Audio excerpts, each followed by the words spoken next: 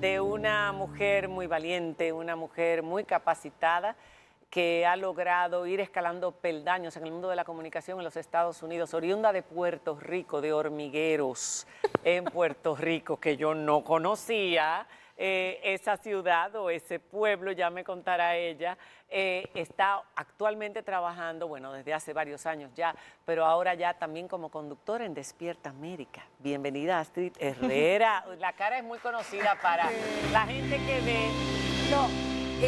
Lo más interesante es que me encanta que hayas dicho Hormigueros, Hormigueros. porque ese es mi pueblito, es Ah, uno de los pueblos más pequeños de Puerto Rico. Mira que nos ven en Puerto Rico, así que háblame de Hormigueros que nos tienen que estar viendo ahí.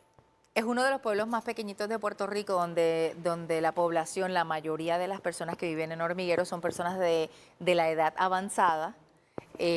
Los jóvenes se han ido. Sí, nuestros jóvenes se han ido porque al ser un pueblo tan pequeñito en el área oeste, pues obviamente salimos a buscar oportunidades fuera, pero es un pueblo maravilloso, hermoso. Mi familia todavía vive en Hormigueros, cada vez que yo voy a Puerto Rico voy a Hormigueros, claro que sí. Y en noviembre fue la última vez que fui y me puse como a pensar y fue como que, wow, yo salí de aquí, de este lugar tan pequeño, Tan el rural. área oeste, donde quizás no habían oportunidades para yo poder crecer en el mundo de la comunicación. Y me dio o sea, me dio como un poquito de nostalgia, pero al mismo tiempo mucho agradecimiento de yo haber nacido ahí.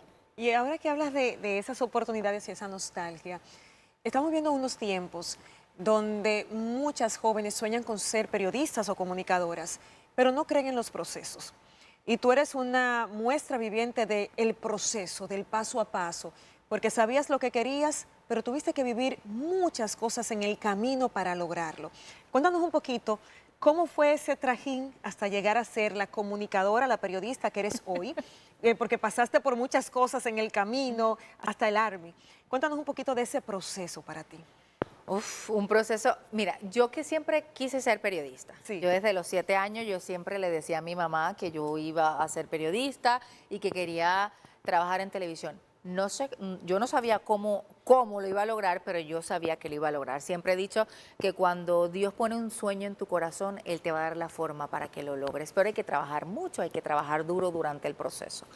Yo recuerdo que cuando yo tenía 19 años, ya mi carrera mi carrera universitaria iba como avanzando y mi papá era político en Puerto Rico, él era quien se encargaba de toda mi parte de la universidad y lamentablemente pues él tiene un caso de extorsión y corrupción en Puerto Rico y él va preso. Y entonces ahí yo decía, ¿qué voy a hacer yo? ¿Cómo voy a pagar mis estudios? Y ahí es cuando yo decido ir al Army y enlistarme en las Fuerzas Armadas de Estados Unidos porque yo vengo de una familia militar. Yo vengo de una familia donde mis tíos estaban en el Army, mi papá estuvo en la reserva del Army. Yo sabía que podía ser una gran oportunidad para mí para poder pagar mis estudios. Porque yo siempre dije, yo voy a ser periodista y yo lo voy a lograr, no importa lo que yo tenga que hacer en el proceso. No, y lo importante o lo interesante, ¿no?, de esto es que mientras tú estabas en el Army, sí encontraste la forma de ir ejercitando ese periodismo, sí, haciendo artículos. Es decir, una puede tener una aspiración, un sueño, una ilusión y no tener los recursos o no haber encontrado el camino para llegar allí. Pero en ese otro periplo al que nos lleva la vida, uno puede empezar a practicar y prepararse para el día que tengas esa oportunidad. Correcto, y uno debe también preguntar. El no ya yo lo tengo, la voy a tener siempre, pero ¿qué tal si ese no se convierte en un sí? Yo no sabía que yo iba a poder tener la oportunidad de escribir para un periódico del Army en inglés, que tampoco es mi primer idioma, y yo me acuerdo que cuando yo ya me gradué de todas las escuelas y del entrenamiento como tal del Army, yo regresé a Puerto Rico, a la base militar en Puerto Rico, y yo decía, yo algo tengo que hacer. Y un día me levanté y yo en realidad trabajaba en la parte de logística, que no tenía nada que ver con periodismo. Yo dije, yo voy a comenzar a escribir artículos aquí, claro que sí, historias, voy a buscar historias de personas que yo pueda Eso te fue escribir. preparando. Me fue preparando. Te fue preparando para lo que has logrado a día de hoy, pero ¿cómo fue el paso entonces? Ahora estás en Univisión, ¿cuánto tiempo llevas ahí? Estás en Despierta América y has dado unas declaraciones que vamos a hablar de ellas hace unos 3 años, que le han dado un giro, podríamos decir, hasta tu trabajo y tu importancia dentro de la cadena. Pero háblame cómo fue ese paso de llegar ahí ¿Y cuánto tiempo te tomó que te reconocieran como ancla, como una persona que puede estar sentada con todo el mundo dando opinión? Yo creo que trabajando mucho, cuando yo llegué, de Puerto Rico, luego ya yo de haberme graduado de la universidad, me fui a Miami a vivir, quería hacer familia, ya tenía una pareja, nos fuimos a Miami a vivir y yo sabía que algún tipo de oportunidad, estábamos en Miami, ahí están las grandes empresas de comunicaciones de Estados Unidos de habla hispana. Entonces yo decía, ¿cómo lo voy a lograr? Yo ni tan siquiera sé cómo voy a llegar. Y resulta que para poder yo conocer gente en Miami, que yo no conocía a nadie, yo tenía que hacer una pasantía. ¿Y qué fue lo que hice? Me volví a inscribir en la universidad, esta vez, para hacer una maestría en periodismo, para poder hacer una pasantía en uno de estos canales grandes para que me pudieran conocer. Entonces ahí fui y me fui a hacer una pasantía y la pasantía me la dieron en una telenovela. Que yo no tengo nada que ver con telenovelas para nada, pero mientras estaba en la parte de producción en la pasantía, yo tenía muchísimos actores y actrices ahí muy reconocidos como Gaby Espino, Carla Monroy, Giancarlos Canela. Y dije, ¿sabes qué? ¿Y por qué yo no los entrevisto? Entonces en aquel momento estaba esta parte de los blogs que estaba muy famoso y ahí yo dije, mira, ¿sabes qué? Yo los voy a comenzar a entrevistar y voy a colocar esta entrevista en blogs. Entonces, cada oportunidad que se me iba dando, independientemente fuera dentro de lo que yo quería o no, yo la transformaba en eso que yo quería. Hasta que de ahí me fui a trabajar a la radio y un día yo conocí a quien es mi jefa en estos momentos y yo me fui a trabajar en una radio con un periodista muy famoso colombiano y esta emisora de radio es para Colombia, no tenía nada que ver ni tan siquiera en Estados Unidos, pero estaba en Miami. Entonces, yo tuve que aprender muchas cosas sobre Colombia, política sobre Colombia, entretenimiento colombiano. Todo lo que un periodista claro. tiene que aprender Todo, un poquito cuando le de todo. toca. Cuando a mí le me tocó toca. con los españoles. Claro, entonces en ese momento, cuando conocí a mi jefa, ella tenía un libro que ella justamente había sacado y le dije, ¿sabes qué? Te voy a invitar al programa de radio. Muy bien. La entrevisté y cuando terminamos la entrevista le dije, ¿sabes qué? Yo quiero trabajar en Despierta América. Y poco a poco.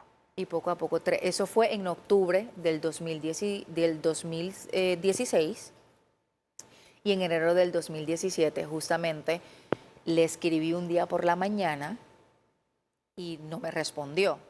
Le dije, ya yo estoy preparada, ya yo no estoy trabajando en la radio, porque yo siempre dije, o sea, hay ciertas oportunidades y yo dije, ya yo creo que mi tiempo en la radio terminó, me voy a enfocar a hacer otra cosa. Entonces me había terminado, le escribí en la mañana, ella no me respondió, me acuerdo que le escribí un miércoles, nunca me voy a olvidar, fue al principio de enero. Y al día siguiente ella me respondió y me dijo, puedes venir el lunes. Y yo pensaba que ella me estaba citando como para Hablar contigo. para hablar conmigo, puedo hacer un segmento aquí, o puedo colaborar en otra cosita por allá.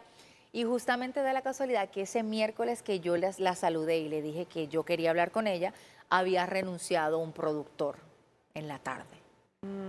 Y ese lunes ella me dijo, renunció un productor en la tarde del día que me escribiste y quisiera que tomaras esa posición. Claro que productora. sí. Como productora. Y ese día ella me dijo, yo te voy a colocar como productora y yo te voy a llevar al camino que tú quieres, pero yo necesito que tú brilles aquí primero y después yo te pongo a brillar frente a cámara. Me tocó hacer todos los escalones, me ha tocado.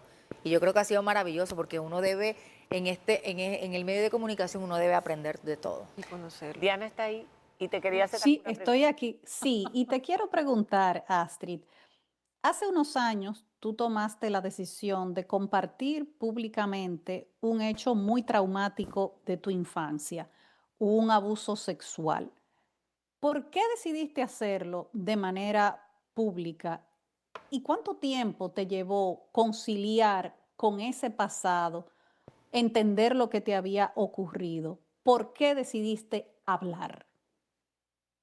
Yo creo que fue algo natural. Yo llevaba muchos años intentando como entender qué era lo que me había pasado, porque en los procesos de trauma eso es una respuesta. Uno nunca entiende totalmente este tipo de trauma. Y yo creo que todavía yo paso por momentos en que yo todavía no entiendo el trauma y es parte del proceso de sanación. Y estábamos hablando del tema da la casualidad. Estábamos acá en Despierta América, nosotros estábamos hablando sobre el abuso sexual infantil y llevábamos como que varios días hablando del tema porque otras sobrevivientes habían hablado del tema. Ahí estaba incluso la nieta de, creo que tú dijiste que apoyabas A Frida Sofía, a Frida Sofía, la hija de de Alejandra. Alejandra Guzmán, Exacto, que había denunciado de su abuelo. de su abuelo. Entonces, cuando comienzan este tipo de sobrevivientes a hablar sobre el tema, yo me empecé yo me ponía de mal humor y me empecé a acordar de muchas cosas que me habían sucedido. Y yo como que respondía con ese dolor, respondía quizás con ese trauma. ¿Tú Y las tenías bloqueadas? Sí, ¿Tenías bloqueado el recuerdo? sí. ¿Ocurrió una vez? Ocurrió varias veces, yo tenía de 7 u 8 años. Yo tenía bloqueado el recuerdo. Pero ¿qué tipo de abuso? Fue abuso sexual, no hubo penetración, pero para educar un poco, no necesariamente tiene que haber penetración Claro, claro. para que sea abuso. Por supuesto. Sino era una parte donde me tocaba, donde yo tenía que ver a esta persona, pues... Hacer... Ujú. yo no sé si lo puedo decir acá. Era un familiar de su mamá, es lo que tú has contado, y eso ocurre, y es muy importante que la gente también sepa que se bloquean los recuerdos. Sí. Sobre todo incluso cuando son mucho más traumáticos, cuando ha habido penetración, hay niños que han bloqueado esos recuerdos, pero muchas veces es como pasó y tú lo escondes en un baúl. Claro, en mi caso, cuando comienza el movimiento el Me Too, el movimiento Me Too en Estados Unidos, donde todas estas actrices comienzan a contar su historia, yo comencé también a recordar y empecé a educarme. Era como una autosanación. Yo me educaba y a la misma vez que yo me educaba, yo me sanaba. Yo sentía que yo sanaba. Y cuando estamos hablando del tema justamente en Despierta América, yo me quebranté y empecé a llorar. Y cuando me preguntaron, ahí lo conté. Ahí lo vimos. ¿Cómo ha sido luego de contarlo en televisión nacional, internacional? Que no es lo mismo. ¿Qué ha implicado para ti luego de compartir estos momentos traumáticos como persona y a nivel familiar, porque tiene tus hijos también? ¿Cómo ha sido el proceso? Y con tu madre. También, yo creo que ha sido libertador, una paz increíble. Yo creo que a veces digo, ¿por qué me tardé tanto? Pero entiendo que así es el proceso. No es cuando quizás yo hubiese querido, sino tocó en el momento en que tenía que pasar. Y yo lo hice públicamente porque esta es la naturaleza de mi trabajo. Pero también les digo a las sobrevivientes que no necesariamente cuando estén preparadas, lo tienen que contar públicamente. Simplemente yo sí siento que hay que hablarlo. Hay que hablarlo. Así sea con un familiar, con una persona que tú sientes que te va a entender, que te va a cuidar, porque siempre hay alguien que está dispuesto a escucharte. Yo lo hice públicamente, como mencioné, por la naturaleza de mi trabajo, pero no todo el mundo lo tiene que hacer público. Hay cosas que se pueden quedar privadas para ti. Claro. Pero yo creo que en ese momento fue tan libertador poder contar mi historia, que yo recibí tantas respuestas de otras mujeres. Por desgracia es muy común. Sí, esto es una pandemia silenciosa. Es una pandemia y lo ha sido siempre. Siempre ha habido pervertidos, siempre ha habido gente que trata de abusar, que va a los cines donde están los niños. Este fin de semana, casualmente, una amiga estaba recordando un episodio que lo comentaba yo esta mañana en la oficina, como nosotras sentadas en el cine con la mamá de la amiga detrás, y se sentó un señor extraño entre nosotras dos y empezó a toquetearnos.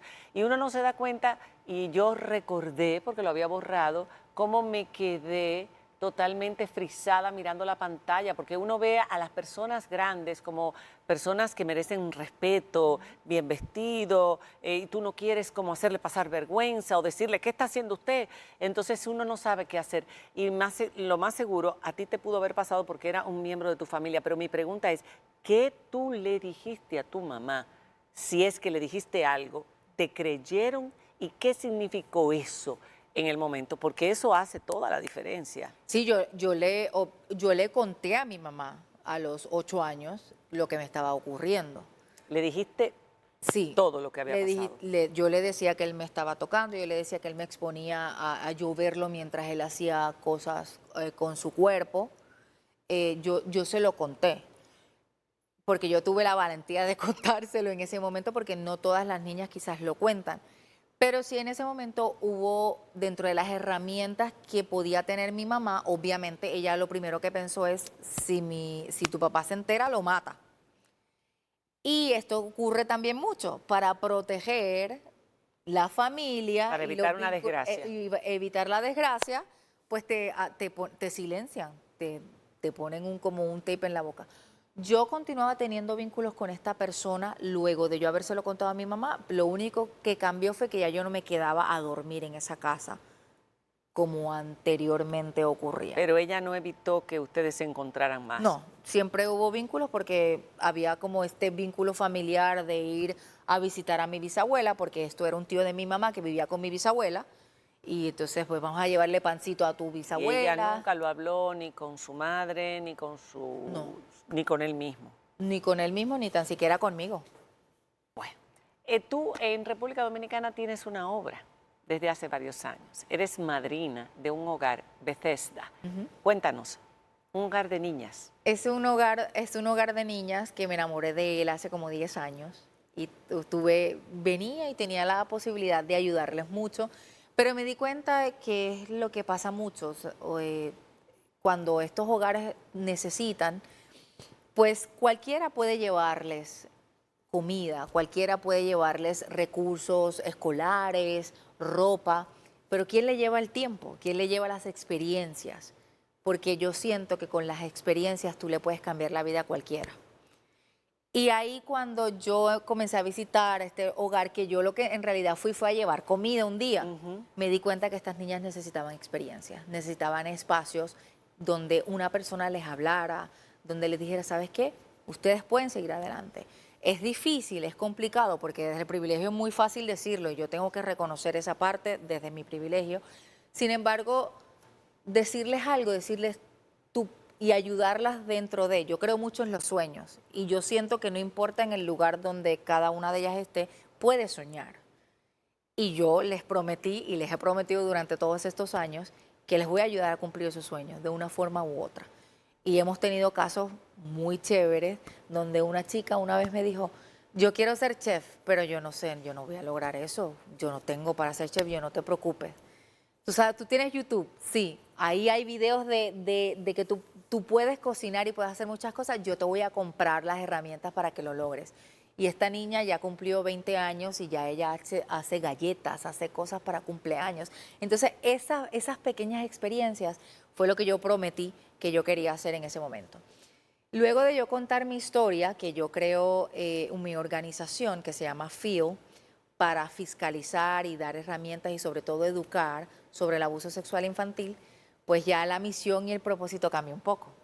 Porque yo sé que dentro de este hogar hay muchas niñas que han sido abusadas sexualmente y lo importante es que ellas entiendan varias cosas. Que no fue su culpa, que hay alguien que está dispuesta a escucharlas, creerles, que pueden sanar, y ahí voy a estar yo acompañándolas. Y sobre todo es que quizás pueden transitar la vida con el corazón roto, pero hay salida, hay una forma de salir. Pero para eso necesitan a alguien que lo haya vivido, que lo haya experimentado, para que les pueda dar como ese empujoncito. Pues te voy a llevar a otro sitio. Se llama Renacer. Es un hogar donde las niñas todas han sido abusadas sexualmente, dirigido por las Hijas de la Caridad, con un equipo fantástico de psicólogos, de cuidadoras, y donde las niñas llegan con una mirada triste, a veces en ostracismo total, no se comunican con las demás y terminan sonriendo y devolviendo, y se les devuelve la autoestima y la esperanza. Así es que ahí también puedes hacer un gran trabajo. Gracias, Astrid. Así voy a ir. Yo creo mi misión no es solamente con este hogar, sino con las niñas aquí de acuerdo con UNICEF, el 65% de las niñas entre 15 y 17 años en República Dominicana han sufrido algún tipo de abuso sexual. Así es. Y yo creo que pero aquí educando... y en todas partes. Sí. Y en todas partes. En por todas desgracia. partes, lamentablemente. Y no hay característica específica, no hay estratus social, no hay color de piel. Y es muy lamentable. Así muy, es. muy lamentable. Gracias por la visita. De verdad, esperamos que puedas seguir viniendo a República Dominicana y qué bonito que tú siendo puertorriqueña y trabajando en los Estados Unidos dediques parte de tu tiempo a nuestro país. Y éxito. Siempre lo voy a Que siga dedicar. la carrera. Y enhorabuena por haber sido valiente y haber confesado lo que viviste. Gracias a Dios no dejó secuelas muy traumáticas, pero hay muchas otras niñas que todavía, mujeres hoy día, que todavía no han podido superarlo. Eres un ejemplo en ese sentido. Un fuerte aplauso para Astrid. Gracias. Hacemos una pausa y cuando regresemos tenemos a Lucho Miranda con nosotros, señores. Tenemos que conocer a este personaje. Él dejó de contar números para contar chistes y ha usado toda su situación de vida precisamente para llevar alegría a los demás. Tiene parálisis cerebral y tremendo comediante de stand-up. Tiene Chile. Ha venido aquí a República Dominicana a presentar un show, así es que usted no puede perderse este segmento. Cuando regresemos de la pausa, ya volvemos.